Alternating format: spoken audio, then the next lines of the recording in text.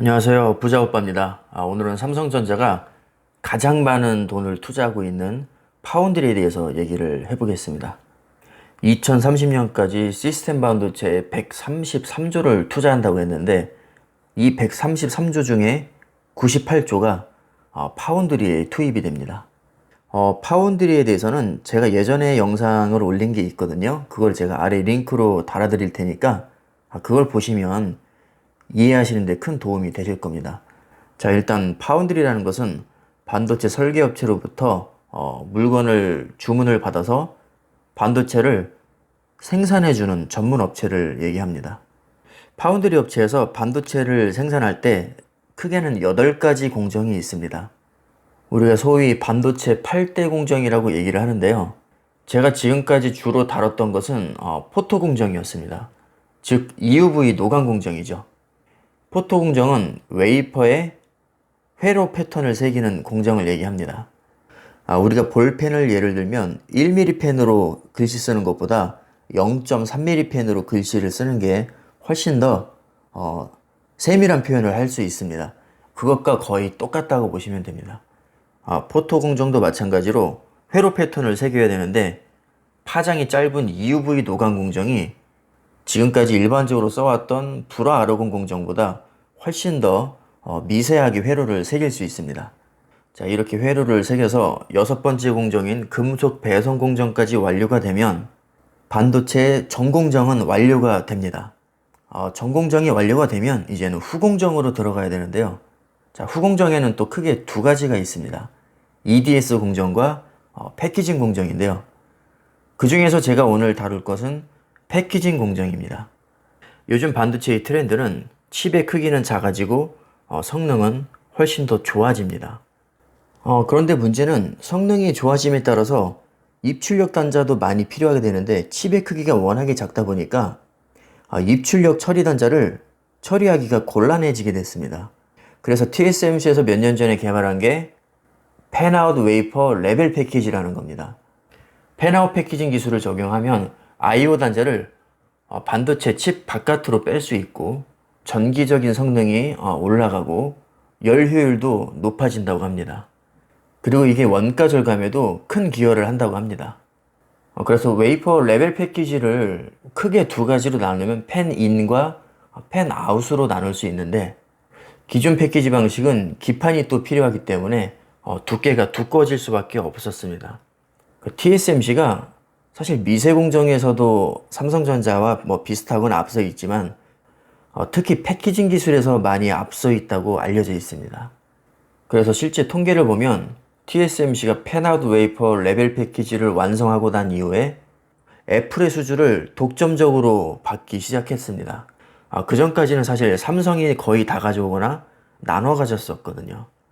TSMC가 이렇게 패키징 기술에서 앞서가니까 삼성전기에서도 6천억을 투자해서 팬아웃 패키지를 개발을 했는데 방식이 약간 다릅니다. 팬아웃 패널 레벨 패키지라고 하는데 아까 TSMC는 팬아웃 웨이퍼 레벨 패키지였죠. 사실 우리가 지금 투자자 입장에서 공부하는 것이기 때문에 엔지니어 수준으로 정확하게 알 필요는 없다고 봅니다. 사실 저도 자료를 많이 찾아봤지만 100% 이해하기는 어렵더라고요. 자, 핵심은 이겁니다. 파운드리에서 미세 공정 못지않게 패키징 기술도 중요하다. 하지만 그 패키징 기술에서 현재 TSMC가 역시 삼성에 앞서 있고 삼성도 열심히 기술 개발하고 따라가고 있다. 이렇게 이해를 하시면 될 것 같습니다. 예전에는 패키징이 반도체를 단순히 보호하는 기능 또는 그냥 포장하는 정도에 머물러 있었다면 요즘에는 반도체 성능에도 직접적으로 관여를 합니다. 쉬운 예를 들자면 우리 요즘에 선풍기 보면 리모컨이 거의 다 있잖아요. 리모컨으로 선풍기를 조작하기 위해서는 리모컨에 배터리가 들어가야 됩니다. 그 배터리 역할을 하는 게 패키징이라고 생각하시면 이해하시기가 쉬울 겁니다. 이게 왜 그러냐면 반도체에서 패키징은 전기적 신호로 연결해주는 작업입니다. 그러니까 반도체가 아무리 완벽하게 만들어졌어도 패키징 작업을 거치지 않으면 그 반도체는 무용지물이 되는 거죠. 그래서 한마디로 패키징은 반도체를 사용할 수 있는 상태로 전기적인 신호로 연결해주는 작업, 이렇게 생각을 하시면 됩니다. 실제로 선풍기 리모컨을 보면 갑자기 수신이 잘 안 될 때가 있잖아요. 그럴 때 배터리를 새 걸로 바꿔주면 수신 거리가 늘어납니다. 그러니까 똑같은 리모컨이라도 배터리의 성능에 따라서 감도가 달라지듯이 똑같은 반도체지만 패키징 작업을 얼마나 잘해주느냐에 따라서 그 반도체 성능이 달라질 수 있다는 얘기입니다. 이 패키징 공정이 최근 들어서 굉장히 중요해졌습니다. 왜냐하면 최근에 5G나 인공지능, 자율주행, 사물 인터넷이 주목을 받으면서 칩이 굉장히 고성능화됐습니다. 특히나 인공지능이나 자율주행은 데이터 처리량이 어마어마합니다. 그래서 이제는 단순히 미세 공정뿐만 아니라 패키징도 상당히 큰 역할을 한다고 생각하시면 됩니다. 팬아웃 패키징이 얼마나 중요한지는 이 그래프를 보시면 바로 감이 오실 겁니다. 2016년 들어서 애플과 TSMC의 팬아웃 패키지 시장이 급격하게 상승을 하고 있죠. 사실 기존의 패키지 공정은 주로 OSAT 업체에서 담당을 했었습니다. 말 그대로 OSAT는 반도체를 조립하고 테스트하는 아웃소싱이라고 할 수 있습니다. 아웃소싱은 외주를 주는 거죠. 그런데 팬아웃 패키지가 공정 난이도가 워낙에 높아서 수율이 그렇게 높지 않다고 합니다. 그래서 웬만한 회사에서는 이걸 소화를 할 수 없고요. TSMC 정도는 되어야 이거를 완벽하게 소화를 할 수 있습니다. 이 표를 보시면 2013년까지는 애플의 AP를 삼성에서 거의 싹쓸이를 했었습니다. 그러다가 2014년에 들어서는 TSMC에 좀 뺏겼다가 다시 경쟁 체제로 들어갔죠. 이렇게 양사가 나눠 먹다가 2016년 9월에 들어서는 TSMC에서 팬아웃 패키지를 도입을 하면서 지금까지 거의 애플의 물량을 싹쓸이를 하고 있습니다. TSMC가 처음부터 애플 물량을 싹쓸이 했던 것은 아닙니다. 미세 공정과 패키지 공정에서 삼성을 압도했기 때문에 이런 결과가 나온 것이죠. 물론 뭐 다른 이유도 있죠. 삼성과 애플은 모바일 AP에서도 경쟁을 하고 또 스마트폰에서도 경쟁을 합니다. 그 경쟁이 점점 치열해지면서 TSMC로 간 것도 일부 있습니다. 2020년 2분기 기준으로 TSMC의 점유율이 51.5%, 그리고 삼성전자는 18.8%입니다. 그나마 1분기보다는 조금 격차를 좁혔는데 요즘 분위기를 보면 더 벌어지는 분위기입니다. 자, 이걸 보시면 TSMC가 얼마나 대단한 회사인지 감이 오실 겁니다. 작년 기준으로 세계 1위 반도체 기업이 인텔입니다. 2위가 삼성전자인데요. 매출만 놓고 보면 인텔이 가장 높고 그 다음 삼성, TSMC 순입니다. 그런데 영업이익으로 넘어가면 인텔이 1위, TSMC가 2위, 삼성이 꼴찌입니다. 그러니까 TSMC가 삼성보다 매출은 적은데 영업이익이 높다는 얘기는 영업이익률 자체가 높다는 얘기입니다. 그러니까 한마디로 더 실속 있게 장사를 잘한 겁니다. 남는 게 많다는 얘기죠. 시총을 봐도 TSMC가 삼성전자보다 높습니다. 삼성전자의 시총은 대략 320조 정도 되고요. TSMC의 시총은 400조 정도 됩니다. 주가의 흐름은 삼성이나 TSMC나 둘 다 좋은 양상인데 TSMC가 최근에는 조금 더 잘 나가고 있습니다. 그런데 또 최근 뉴스를 보면 애플이 인텔을 손절했잖아요. 더 이상 인텔의 CPU를 받지 않고 우리가 자체 개발을 해서 파운드리를 주겠다, 이렇게 선언을 했습니다.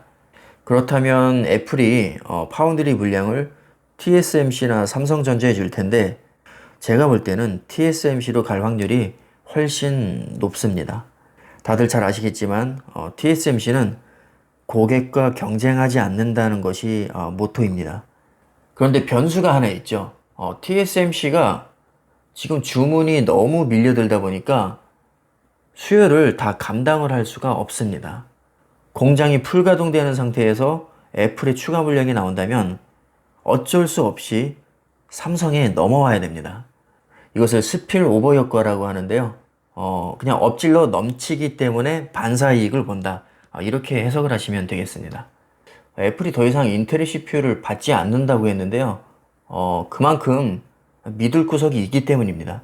이미 예전부터 CPU를 개발을 해왔고요. 이렇게 개발을 따로 해온 이유는 PC와 모바일의 생태계를 통합하기 위해서입니다. 인텔에 의존해서는 본인들이 원하는 방향대로 만들어 갈 수가 없습니다. 본인들이 직접 개발을 해서 PC와 모바일의 생태계를 통합을 하겠다는 겁니다. 자, 이렇게 통합을 하면 좋은 점은 소프트웨어도 일원화시킬 수 있습니다. 그러니까 하드웨어도 통합하고 소프트웨어도 통합해서 비용도 절감하고 호환성도 잡겠다는 겁니다. 애플이 이렇게까지 하는 데는 큰 그림이 있습니다. 일단 모바일과 PC 그리고 자동차 프로세서를 지금 수직 계열화를 시키려고 노력을 하고 있습니다. 애플의 사업별 매출 비중을 보면 아이폰이 거의 50%를 차지하고요. 아이패드와 맥이 합쳐서 16%에서 17% 정도를 차지합니다. 그러니까 거의 70% 가까이 차지하는 이 시장에서 다른 기업에 의존하지 않고 우리가 직접 칩을 만들어서 직접 파운드의 물량을 주겠다는 겁니다. 아무래도 이렇게 본인들의 시스템을 만들어 놓으면 칩 제조업체에게 끌려다니지 않을 겁니다. 자, 삼성도 지금 같은 노력을 하고 있죠. 모바일에 비해서 퀄컴에 끌려다니지 않기 위해서 엑시노스를 아주 열심히 개발을 하고 있습니다. AMD와 손잡고 GPU 부분을 지금 강화를 하고 있죠. 삼성은 또 AMD뿐만 아니라 구글과도 손을 잡고 칩을 개발을 합니다. 그리고 그 개발한 것을 삼성 파운드리에서 생산을 또 하죠. 자, 이렇게 세계적인 기업들과 나란히 하는 기업이 삼성전자입니다. 노는 물이 확실히 다릅니다. 경쟁 관계 또는 협력 관계에 있는 기업들을 보면 애플, TSMC, 인텔, 퀄컴, 화웨이, AMD까지 이렇게 쟁쟁한 기업들과 협력 또는 경쟁을 하고 있습니다. 파운드리 성패는 미세 공정과 패키징 공정에 달려 있다고 해도 과언이 아닐 겁니다. 사실 기술적으로 어려운 부분이 있지만 대략적인 개념은 아마 이해를 하셨을 겁니다. 오늘 영상이 조금이라도 도움이 되셨길 바라겠습니다. 감사합니다.